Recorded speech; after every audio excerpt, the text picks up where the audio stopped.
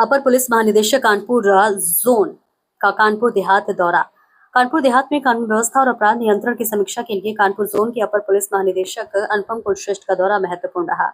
इस दौरान उन्होंने पुलिस अधिकारियों के साथ समीक्षा बैठक कर जनपद में अपराध नियंत्रण, महिला सुरक्षा और प्रभावी पुलिसिंग को लेकर आवश्यक दिशा निर्देश दिए। बैठक में पुलिस अधीक्षक श्रद्धा नरेंद्र पांडे, अपर पुलिस अधीक्षक आलोक प्रसाद सहित सभी क्षेत्राधिकारी और थाना प्रभारी मौजूद रहे। एडीजी ने लंबित विवेचनाओं के समयबद्ध निस्तारण, वांछित अपराधियों की गिरफ्तारी, गैंगस्टर एवं गुंडा अधिनियम के तहत कार्रवाई, साइबर अपराधों की रोकथाम तथा जन शिकायतों की गुणवत्तापूर्ण निस्तारण पर विशेष जोर दिया। इसके अलावा एडीजी ने जन प्रतिनिधियों और व्यापारियों के साथ बैठक कर कानून व्यवस्था और जन समस्याओं की समीक्षा की। वही रिजर्व पुलिस लाइन में आयोजित संवाद गोष्ठी में पत्रकारों से भी संवाद किया। इस दौरान पत्रकारों द्वारा उठाए गए जनहित से जुड़े मुद्दों और सुझावों को गंभीरता से सुनते हुए संबंधित अधिकारियों को आवश्यक दिशा निर्देश दिए।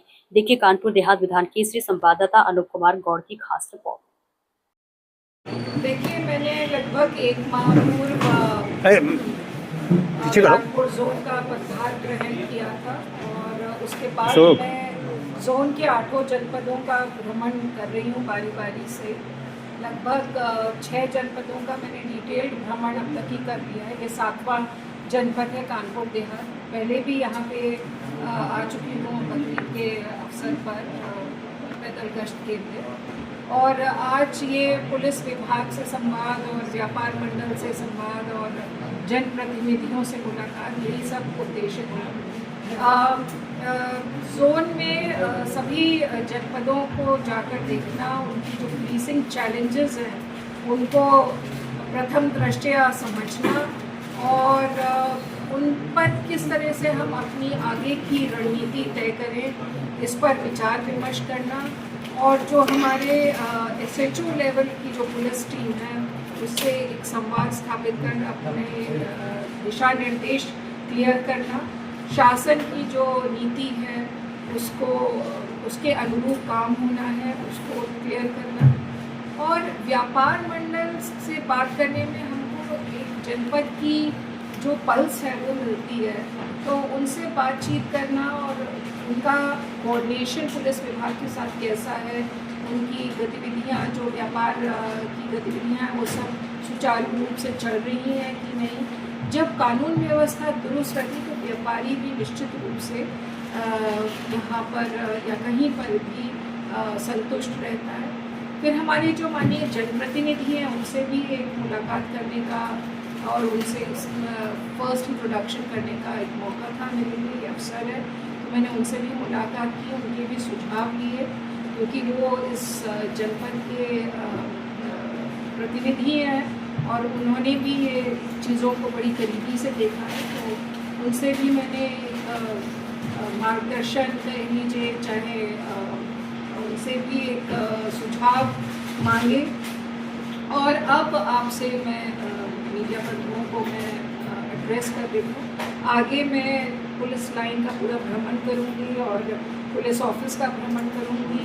थाना भी, जो भी थाना SP द्वारा चिन्हित हुआ होगा उसको भी, एक थाने को भी आज मैं निरीक्षण करूँगी।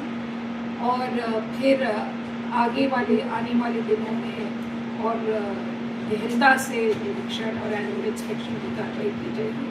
अभी तो ये मेरा प्रारंभिक विजिट था, मेरा फेमिलराइजेशन विजिट था और मैं यहाँ की समस्याओं को समझने का प्रयास कर रही हूँ और आगे की रणनीति तय करने के लिए ये संवाद बहुत ज़रूरी है जो आज मैंने पूरा किया।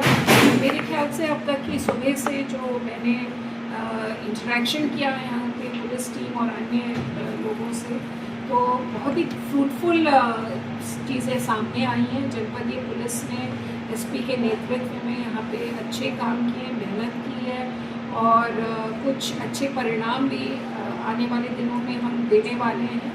इन सभी चीज़ों को कि कैसे पुलिसिंग को स्मार्ट और प्रोएक्टिव और बेहतर बनाया जाए, यही हमारा उद्देश्य है और इसी उद्देश्य से मैं यहाँ पर आई हूँ। मुहर्रम के त्यौहार को लेकर क्या तैयारी है? जी देखिए, मुहर्रम का त्यौहार जो है वो ऑलरेडी 17 तारीख से शुरू हो गया है और 26 को इसमें करबला पर जो ताजिए वगैरह हैं वो वहाँ रखे जाएंगे। तो दिन प्रतिदिन सब जनपदों में कुछ ना कुछ छोटी बड़ी मात्रा में जुलूस और ताजिए इत्यादि निकाले जा रहे हैं और उसके लिए पुलिस प्रबंध पूरे चाक चौबंद है। और मैं समझती हूँ कि जो व्यवस्था यहाँ पर कानपुर देहात में एसपी ने की है वो काफ़ी, मैंने SHO से भी बात की, काफ़ी सुदृढ़ है। SHO से जो मिश्रित आबादी वाले इलाके हैं और जो थोड़ा सा सेंसिटिव इलाके हैं उन सभी के SHO से मैंने बात की और उनके जो इंतज़ाम हैं उनके इंतज़ाम के बारे में एक समीक्षा की और काफ़ी ये पुख्ता और संतुष्ट है। साइबर अपराध लगातार मैम बढ़ रहे हैं, उसके लेकर कहते हैं। देखिए, साइबर अपराध की प्रकृति वर्ल्ड ओवर ये एक बढ़ती जा रही है। अपराध का स्वरूप बदल रहा है और साइबर अपराध का तेज़ी से इजाफा हो रहा है क्योंकि एक क्रिमिनल भी एक तरीके से smart and easy but yet tricky ways to commit crime कर रहा है।